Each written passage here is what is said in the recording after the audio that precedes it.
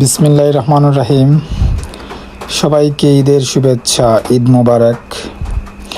আজকে আমরা রওনা দিয়েছি সিলেটের সুনামধন্য একটি প্রতিষ্ঠান, ছোট মানুষের দোকান, পিচ্ছির দোকান নামে পরিচিত। সেই পিচ্ছির দোকানে যাব আজকে। তাই রওনা দিয়েছি আমরা বন্ধু বান্ধব। অল্প কিছুক্ষণের ভিতরে চলে আসব পিচ্ছির দোকানে। তো পিচ্ছির দোকানে অলরেডি আমরা চলে এসেছি। অনেক মানুষের উপস্থিতি এই জায়গায়।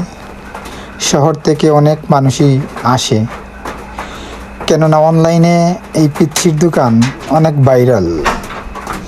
সবাই খাবার খেতে না আসলেও পিচ্ছির দোকানে আসে পিচ্ছির সাথে সেলফি তোলার জন্য, আর শহর থেকে একটু বের হয়ে নিরিবিলি পরিবেশে কিছুটা সময় কাটানোর জন্য।